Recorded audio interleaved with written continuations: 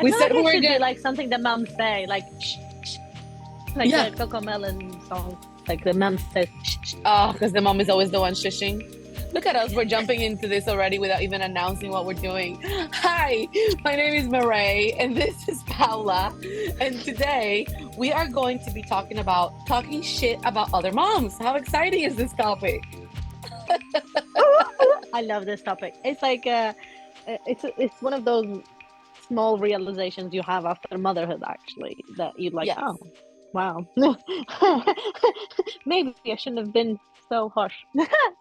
I wish we were like on a webinar sort of thing so we can get people's responses. But if you Oh just yeah, nod, we'll feel your energy. Nod if you thought you had all the answers to motherhood and you could do better than every woman you saw on the street before you became a mother.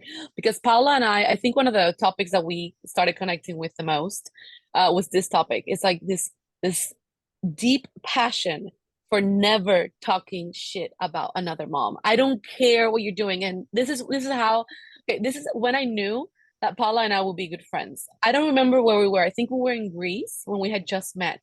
And there was a mom crossing the street with a baby, a toddler who was like throwing a tantrum or something. And I was like, "Oh my God, look at this." And Paula's response was, "Oh, poor mom." Like and I grew up in, I'm Cuban. I grew up in Latin America. I moved to the United States in the early 2000s. I'm a millennial. So like I grew up with this generation of like, if your hair isn't perfect, if the kid has rowdy hair, the mom is crappy. If they're showing up one yeah, day late to school, the mom is, a shithead. If the kid is crying in public or running or being human, oh, the mom she's the one. Even if there's yeah. like a dad and the grandparents and everybody, it's the mom. She's the crappy one. She's the one at fault. And I remember when the first time there was something happened. I think it was that time that mom was crossing the street with a child, and you were like, "Oh, bless her, poor mom." And I was like, "Yes, yes, man, yes."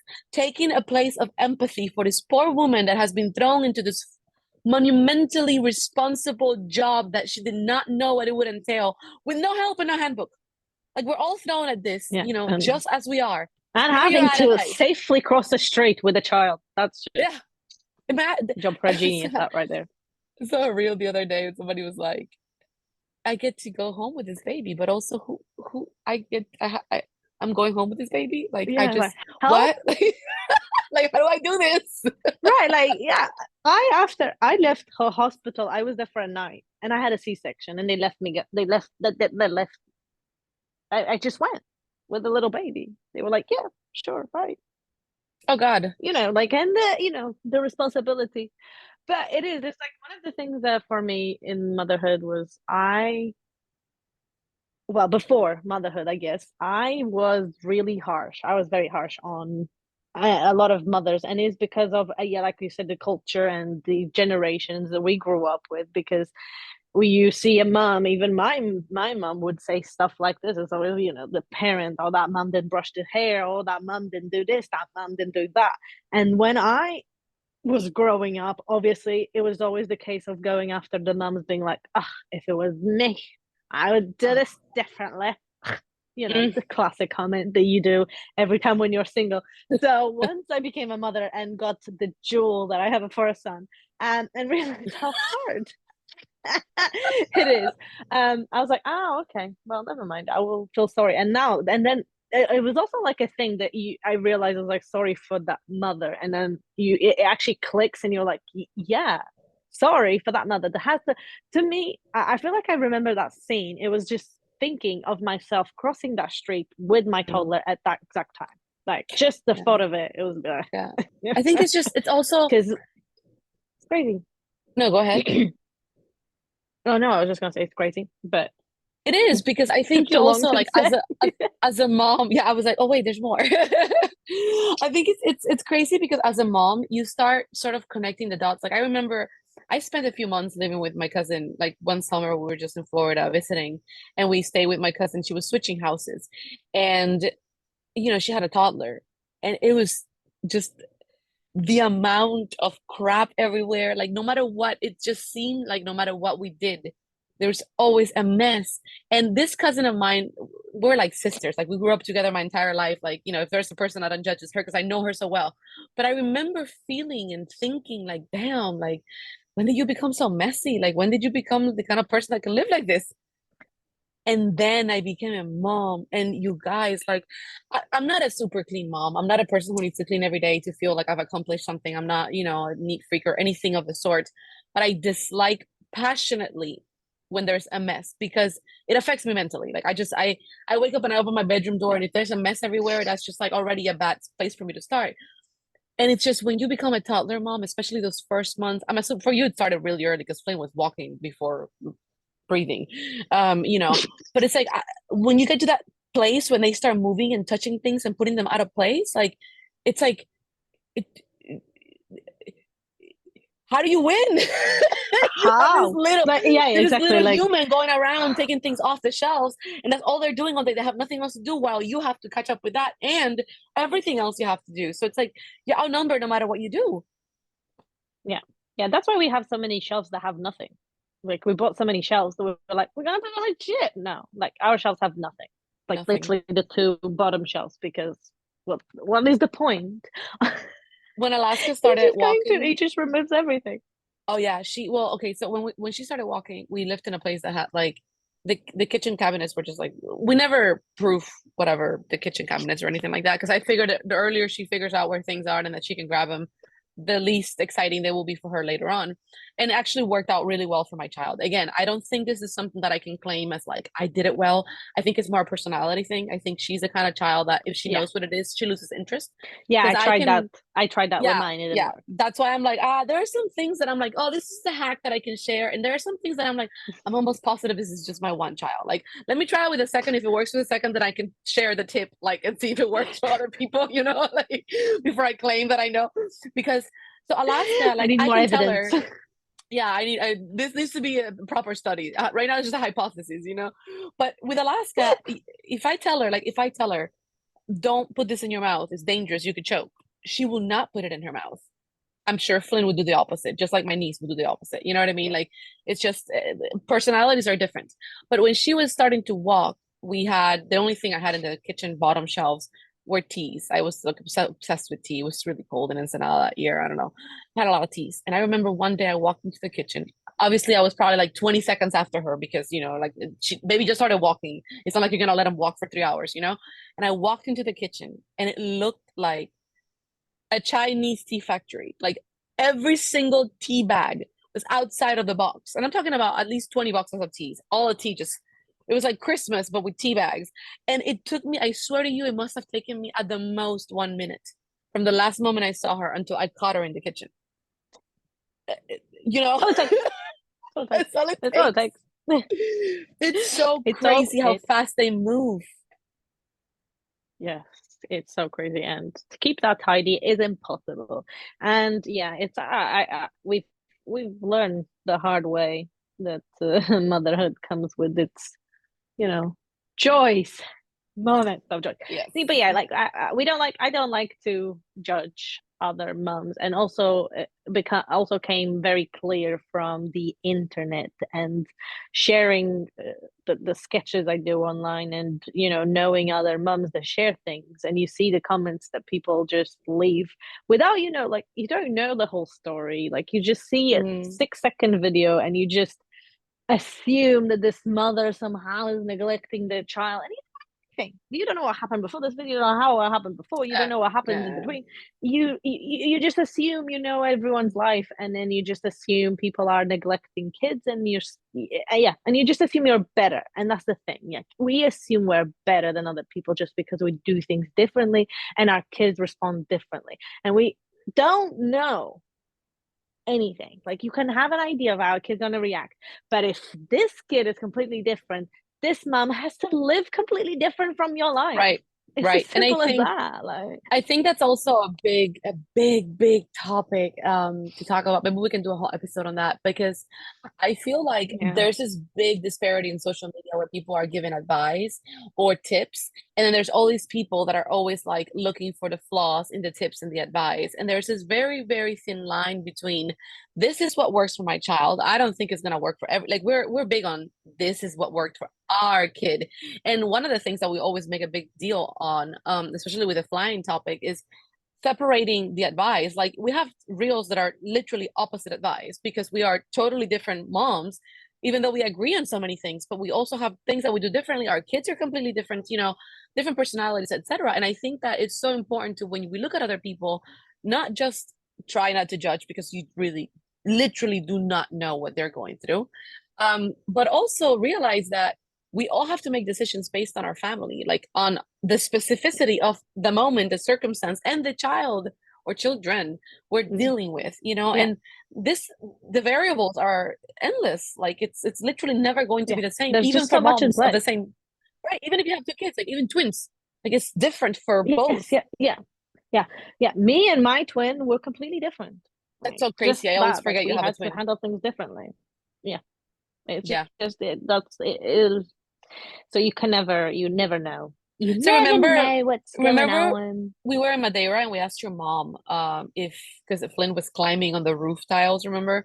And we asked her if, like if it was because she was like this boy is crazy or something like that. And I asked like and this is her, she's already had twins, and she said that Flynn was more active and more daring than both you and your brother together as twins.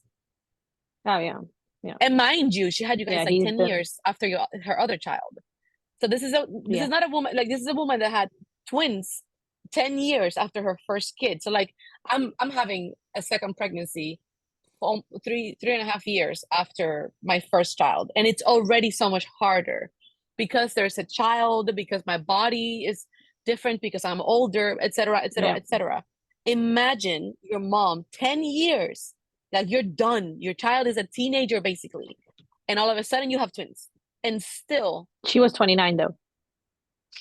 yeah, it doesn't matter. Like I'm not saying that her body wasn't probably at the state that my body is or whatever, but dude, like all of us, like how we feel Oh this no, but it freedom. is. It is. It's crazy. Like it's Like, crazy. like okay, you're not It's breastfeeding anymore, you're not changing diapers, you're not chasing somebody to clean their butt when they finish pooping to make sure they're not smearing shit on your couch, whatever. Like a 10-year-old is a self-sufficient. I mean, there's a different array of yeah. problems, but then the headache of having a It two is. It year is. old and a I find 12 it. year I old. find it crazy. How people do that as well. Like not crazy. That's the wrong choice of words. But I find it really fascinating, actually, how you can, you know, I don't know how you can go from like, a space of 10 years for having a kid, like, on purpose, because my parents was on purpose. Like, how would you pick that much There are a lot of people time, like that. right? There's a lady that And works with my it's husband. interesting. She has two sets of children. The first two are like 10 and 11, and the other ones are like 3 and 4. Like she just decided to go back and have more kids. Yeah, That it's just seems fascinating also, because like it's wild. It's but I wild think I think it might because seem like I don't know crazy if I to would be us doing this. because no, but I think it's also because we're in the little people stage of motherhood. You know what I mean? Where there's so much that we Yeah, need to be yeah. involved in. You know what I mean? Like our time for ourselves or for like I think when you have a teenager, there's a different array of problems. Like obviously a lot more talks, a lot more involvement, a lot more sneaking around to make sure they're not doing anything like whatever that entails. I know there's it's and I know it's not easier. I know it's not less work. It's just different kind of work. But I feel like on this Yeah. very like on the first few years, you're so involved all the time that it's like I just cannot There's just like imagine you're doing probably it with. missing it as well. There's a friend of Roger's that gave birth to 4 kids at the same time. They had quadruplets. I don't I will never understand. Like how do people, like these are the sort of People actually do circumstances that that.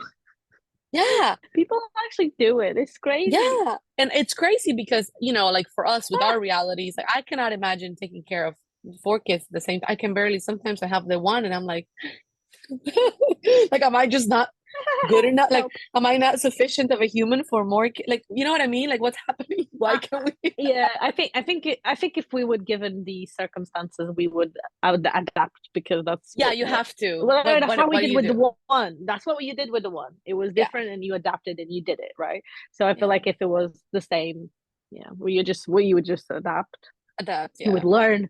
You go. like lose some sanity, but you'll make it alive. Like every time I Yes, have this one cousin exactly. of mine that every time I tell him, like I remember when I was pregnant, I was like, oh, and they were expecting their second, and I was like, wow, two. And every time we talk about kids, he's always like. dude, our grandparents had like 7, 10, 11 kids. Like they survived. If they had, all of our parents have, all of my uncles Yeah. from my dad and mom's And side it was have back 2 then. kids. And it was back then, you had to do laundry by hand and stuff like that, like, oh my God. So, Exactly. I always think of that. Nothing that you I mean, I okay, so I grew up in Cuba, and Cuba is like living back in the 50s. And I remember going to help my mom with laundry. Helping my mom with laundry was not what Alaska does. Alaska goes down with me, sits on top of the washer. I was like, throw the basket of clothing in there. My mom had to like, and then we never had the soap. This sound I'm doing is, if you're listening, by the way, and not watching, it's like, like washing the clothes against a stone or whatever. We had this like the rack stone, situation that you yeah, wash. so we had this like stone sinks outside of our house, like on the alleyway behind the kitchen, and we would fill it up with water. And then we had this giant bars of soap that honestly were really hurtful. I always ended up with bruise. And by the way, when I helped my mom with laundry, I'm sure I was there for 2 minutes, 3 times, and then like Alaska, it's like, ah, I'm done. Like it's not like I was not the child that was doing laundry with my mother Hey, every you're day. being slaved. Yeah, I was not the child that was being put to work at all. Cuba is very big on education. Children have to go to school. So I just want to make that clear, because I'm making it sound like I was like, doing laundry every day on a stone. But it Like was back. literally, yeah, like back in the day, like proper back in the day. But then I think about Yeah. those women who were actually doing that. They had to walk a mile to the river, bang the goddamn clothes on the rocks, and I don't even know how those came out clean. And then, and then the child is there, and if the child is anything like my child, she gets hungry the second we get to the river. Then I gotta walk back and find a snack, and Back then, bro. Back then there was no snacks. It no was like snack. you You eat your you meal. You hungry? eat Eat your some meal. leaves. So okay, Yeah. Drink in some water. Cuba, there's a saying. I'm gonna translate it. So this reminds me of Modern Family, how Sofia Vergara is always translating the sayings in That's Spanish how and in she English that translates sound it. horrible. So brace for this. The saying goes, in Spanish you say "Mamá tengo hambre," which means "Mama, I'm hungry," and then you say "Alza la pata y lambe," which means lift up your leg and lick.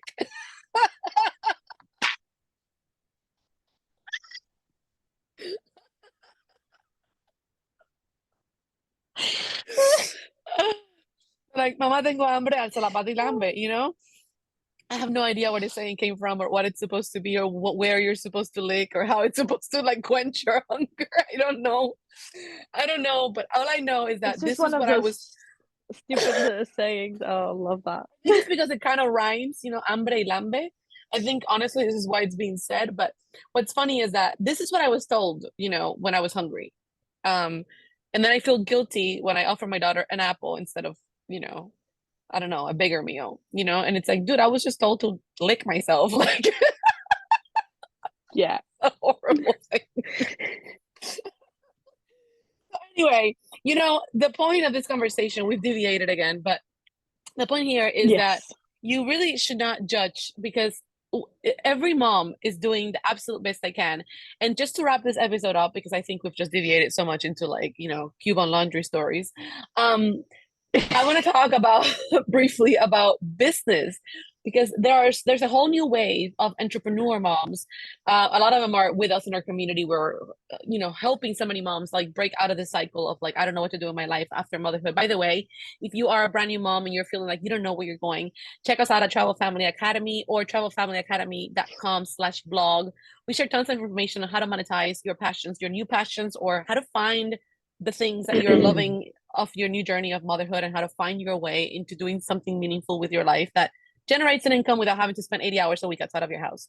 Um, but I think in the space of entrepreneurship and this new age of motherhood where we are allowed and um, motivated to find businesses to be entrepreneurs and mothers simultaneously, I think there's a lot of this competition of like, oh, like she's doing this and that's just kind of crappy, or oh, she's trying to do that and I wonder who's taking care of her kids, or she's using her kids for photos to like make money on Instagram and la la la la. And it's back to the same topic. It's like you don't know what a mom is going through and what she's there's a coach that I know that she got big in 2020.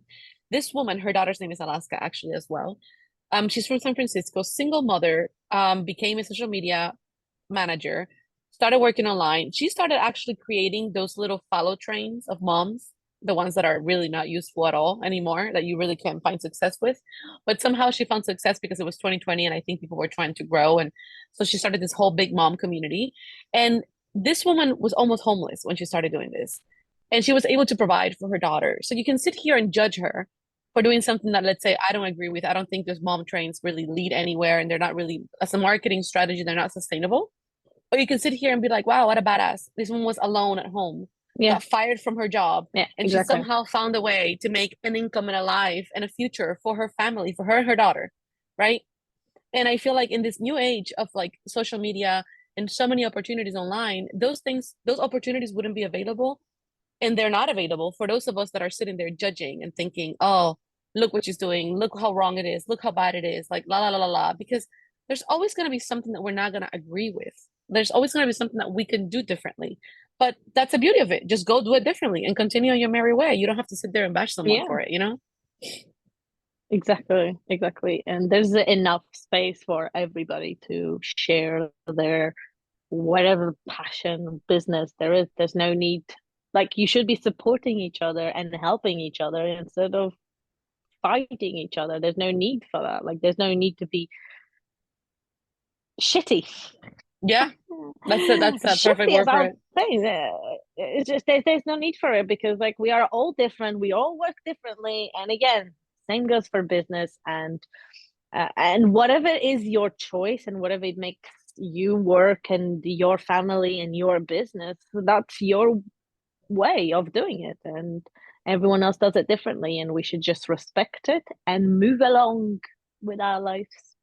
And if it's Moving something that right you don't along. accept and you don't respect, or something that is really, really wrong for you, just leave. Like, don't. Yeah. You don't Oh, have to. You don't have to make it right. It's nothing to do it's with not your you. job. Like, just It's not your move job. along. No. It's not I have your a job to perfect fix it. Not your family. Nothing to do. I have a perfect example for this, just to wrap this up. So I remember last summer or the one before, we were in Mexico and we met this awesome family that have a little girl, and Alaska and her like hit it off and we're like, yay, let's hang out. Anyway, long story short, they came to hang out one day and I watched as this woman fed this 3 year old kid or 2 year old kid an entire mojito loaded with rum that I had made. And I was like, I was not okay with that. I was not comfortable with that. Like, and I was like, oh, it's no, this is not, this is alcoholic. And she was like, oh, it's okay, it's Mexico, this is how we do it here, sort of thing. And like, I was just not okay with it, so I distanced myself from that family. I'm like, I don't want to go to another gathering where I'm watching a child be intoxicated at this age because they think culturally is okay. It's not my place. I'm not gonna sit here and tell her how to raise her kid. I'm not gonna sit here and whatever. Like, that Yeah. encounter made me uncomfortable. It helped me realize the boundaries that I have as a mother and as a person, and like where I want to be at, Yeah. with people around my daughter. But it still doesn't give me the right to sit here and bash her for the way she's doing things, or to like Or tell tell her other off people, or for it. tell her off, or tell her what to do, or tell other people, or go around town, or whatever. You know what I mean? It's like, this is your life. I mean, obviously, like, I'm not talking about a person who's like abusing their kid, basically. Like, I'm not talking about that. Like, this is just one party. She just gave her a mojito. Like, I'm not gonna get involved because it's not I don't know them well enough. It was recent relationships, so I just distanced myself.